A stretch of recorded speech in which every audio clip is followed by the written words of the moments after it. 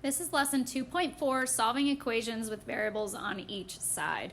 So this problem here is an example of a three-step equation. You have variables on the left and on the right, as well as constants on the left and the right. So your goal is to move the terms from left to right.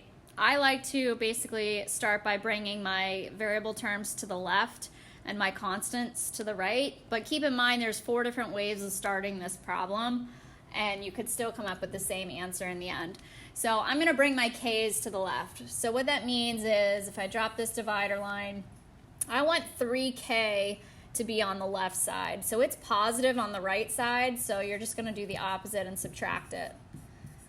And I like to line up the variables with the variables because that zeroes out. Now I have a -6 by itself on the right side, and then 2 plus 5k minus 3k is 2k. Now it's kind of like a seesaw. It's kind of unbalanced even though both sides are equal, but the left side has 2 terms on it and the right side only has 1. So we want to move the constant of 2 over to the other side. So it's positive on the left, so we're going to do the opposite and subtract it.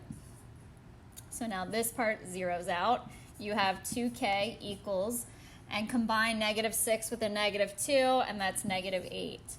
So I know some students struggle with their integer operations. If you need to use a calculator to double check, please do. Now this is a one-step easy equation. This means multiplication, so we're going to divide both sides by a +2, and k should be -4.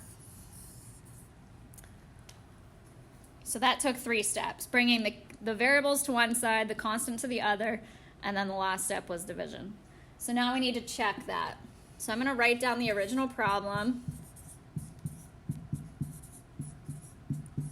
And you're going to replace both k's with -4. Both on the left and on the right. And I want to ask myself, is this actually equal? So let's focus on the left side first. So 2 and then 5 times -4 is -20. So 2 minus 20 gives us -18 on that side. And over here, 3 times -4 is -12 minus 16. And that also gives me -18. So since these numbers are true in the end, that our answer is correct.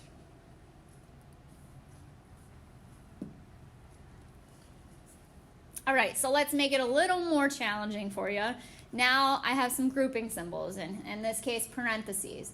So I need to apply what we learned in the beginning of the year, distributive property, which we should be getting really good at.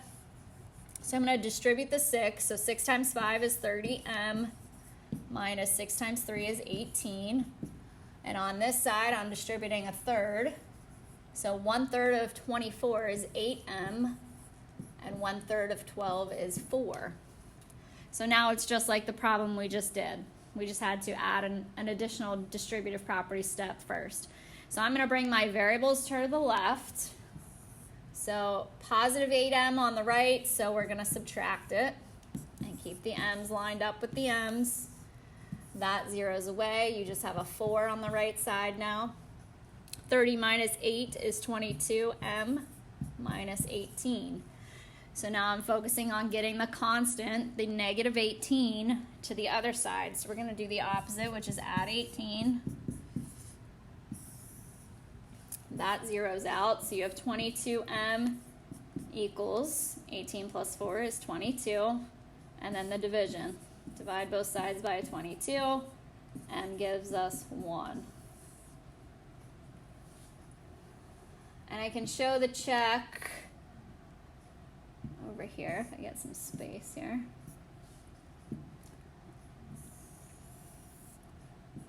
So let's check this. 6 parentheses 5 times a 1 minus a 3. Does that equal what 1/3 times 24 times 1 plus 12? So let's use order of operations. I have to focus on the inside parentheses. So that's 5 times 1, which is 5, minus 3. 5 minus 3 is 2. 6 times 2 is 12. So let's see what we get on the other side. 1/3 stays in the front. 24 times 1 is 24. Still have to focus on the parentheses, so 24 plus 12 is 36. And 36, a third of that, or divided by 3, gives you 12. So 12 equals 12. So you should be able to check your equations right away and know whether you're on the right track or not based off of your check. All right, another type of equation is called a rational equation, which means there's like a fraction on both sides. If you remember, one way of solving a proportion, which this is cross products. So we're going to multiply across, so that gives us 8, and then parentheses x minus 7. I'm going to set that equal to the other cross product. So that is a 7, parentheses 2x minus 2. So notice I just didn't take 8 times the x the first term and 7 times the 2x. So you have to set it up kind of looking like distributive property at first. So maybe put a little note here that we started with cross products first. And then we're going to distribute.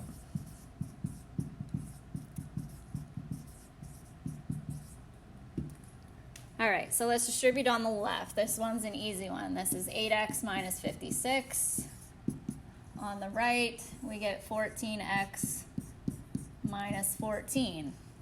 And this should look familiar now because this is what we started this video with. Variables on both sides, constants on both sides.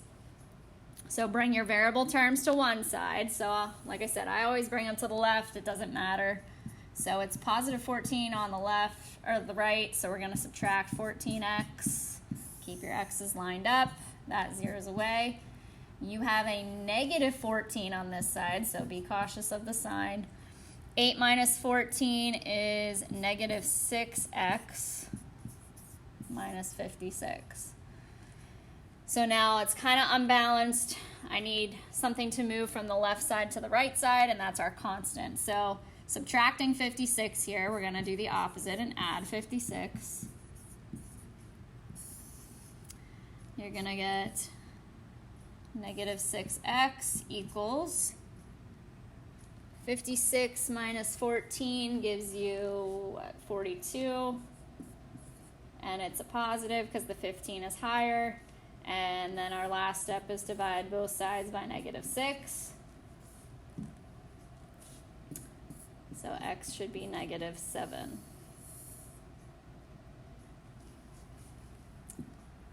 And again, let's check it. So the original was x minus 7 over 7, 2x minus 2 over 8. If I replace both x's with negative 7, I'm going to do that first. 2 times negative 7 minus 2 all over 8. Let's simplify each side. So the numerator here, negative 7 minus 7 is negative 14. Divided by 7, that's negative 2.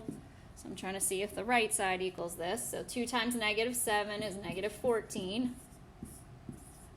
Negative 14 minus 2 is negative 16. And if you divide that by negative 8, you get negative 2 equals negative 2. So it worked out.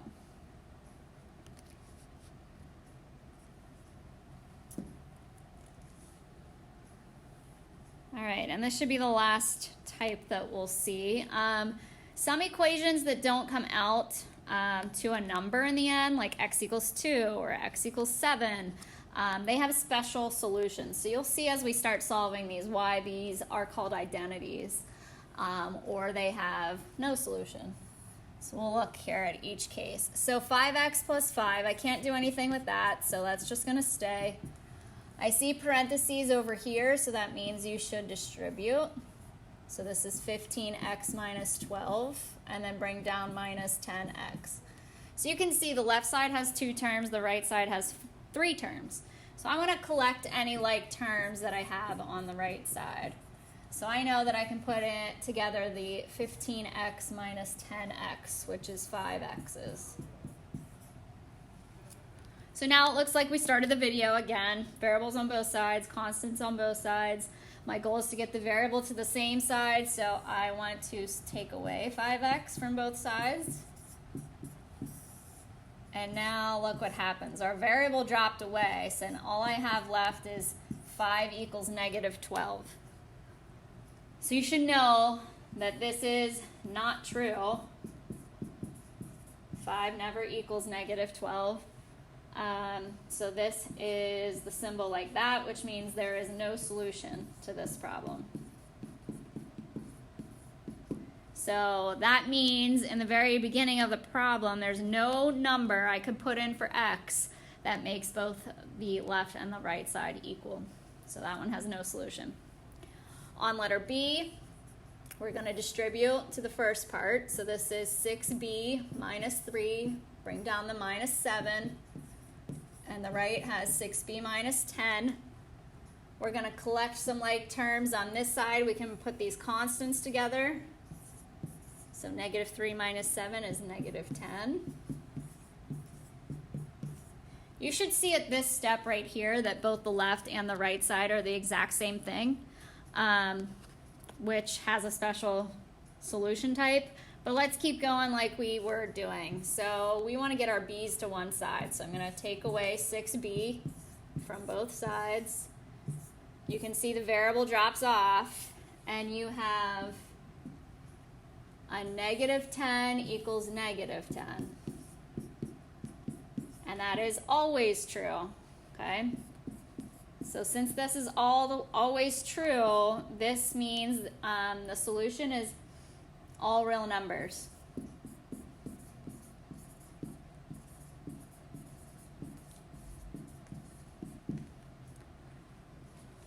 Which means you can substitute b for any number that you want, and it will always make the equation true, no matter what number you substitute in there. Okay, and that's the end of the video. We might play a tic-tac-toe game in class or do another fun activity. So just make sure you have your notes done and answer the questions in Delta Math on this video.